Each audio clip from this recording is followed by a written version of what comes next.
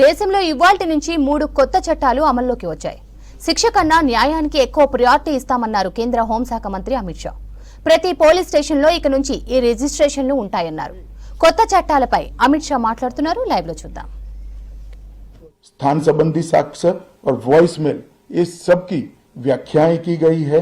अब न्याय प्रक्रिया संविधान की 8वीं अनुसूची में आने वाली सभी भाषाओं में काम करती हो जाएगी। भाषाओं के लिए बहुत बड़ा फैसला है। हमारा पूरा सॉफ्टवेयर जो बनेगा वो 8वीं अनुसूची में आने वाली सभी भाषाओं में बनेगा। कानून बनने के बाद संसद ने पारित करने के बाद तैयारी के लिए ढेर सारा प्रयास भारत सरकार के गृह मंत्रालय और हर राज्य के गृह मंत्रालय और जस्टिस मंत्रालय ने किया है। लगभग 22.5 लाख पुलिस कर्मियों की ट्रेनिंग के लिए 12,000 मास्टर ट्रेनर्स बना दिए गए। कई इंस्टीट्यूशन को अधिकृत किया गया और 23,992 मास्टर ट्रेनर अब तक ट्रेन हो चुके हैं।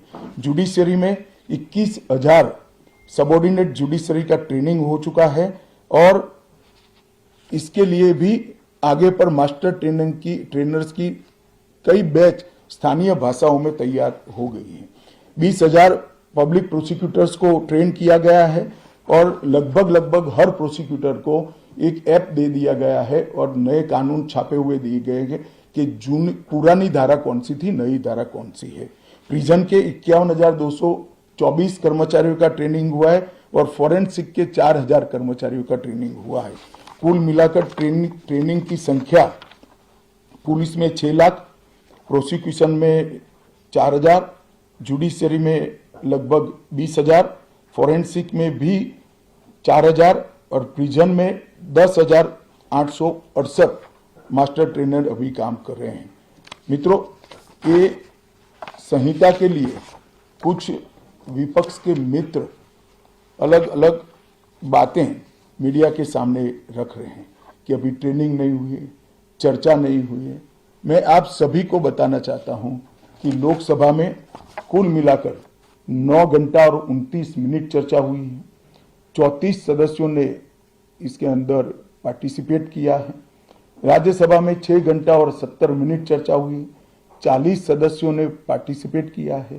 एक ये भी झूठ चलाया जा रहा है कि सबको बाल निकालने के बाद ये बिल लाया गया। बिल बिजनेस एडवाइजरी कमेटी में पहले से निश्चित था। मेरा ये स्पष्ट मानना है कि 14 तारीख से ही विपक्ष ने सदन का बहिष्कार करने जैसी हरकतें करी थी और शायद वो हिस्सा लेना नहीं चाहते थे। और दोनों सदनों में 14 तारीख में लोकसभा में 96 और राज्यसभा में 46 सदस्यों ने ऐसी हरकतें की जिससे पीठासीन अधिकारी उनको बाहर करने के लिए मजबूर हो जाए। फिर भी एक ऑप्शन था। ये बहुत बड़ा दूरगामी परिणाम लाने वाला कानून था। वो एक कानून के लिए स्पेशल अंदर आकर चर्चा में अपना मत रख सकते थे।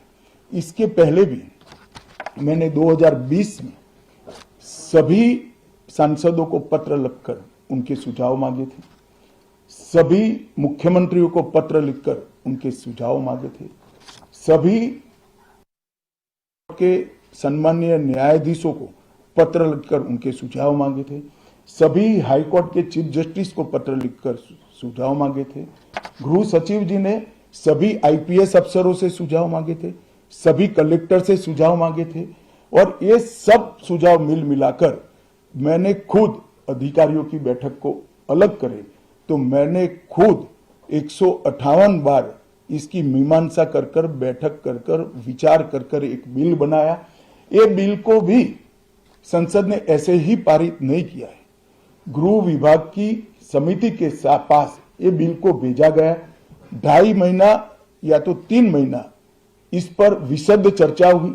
सभी दल के सांसदों ने इसके अंदर हिस्सा लिया है, अपने सुझावों को रखा है। 4-5 पॉलिटिकल स्टाइल के सुझाव छोड़कर मैं दावे से कह सकता हूं हर सुझाव को समाहित कर 93 बदलाव कर बिल को फिर से कैबिनेट ने पारित किया और पारित करने के बाद सदन के सामने रखा गया। इतने बड़े सदियों के बाद हो रहे सुधार को पॉलिटिकल कलर देना मैं मानता हूं ठीक नहीं है। मेरे तो सभी विपक्ष के साथियों से विनती है, पॉलिटिक्स करने के ढेर सारे मुद्दे हैं, आराम से करिए पॉलिटिक्स, कोई चिंता नहीं, हम भी जवाब देंगे। मगर ये कानून देश के 140 करोड़ नागरिकों को संविधान का जो स्पिरिट है, न्याय और आत्मसम्मान, वो समय पर दिलाने की एक एक्सरसाइज है। तो आप सभी लोग इसमें कोऑपरेट करिए। और मैं मानता हूं कि जिसको भी कुछ कहना है, मेरा दफ्तर हमेशा खुला है, मैं अवेलेबल हूं। मिलने से पहले रोड पर जाना मैं मानता हूं ठीक नहीं है। चर्चा करनी चाहिए, कुछ भी हो बात करनी चाहिए।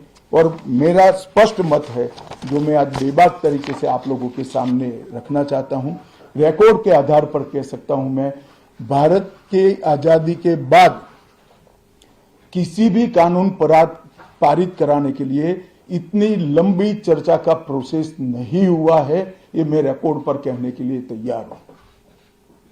4 साल तक इस कानून पर विचार हुआ। और अगर आपको अभी भी कुछ कहना है तो आप जरूर आइए, मैं सुनने के लिए तैयार हूं।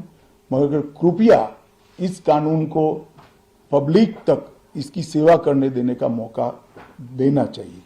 समय पर न्याय मिलेगा तो देश का भला होगा। संविधान की सुरक्षा और आत्मसम्मान की भावनाओं को नागरिक प्राप्त कर पाएंगे तो देश का भला होगा।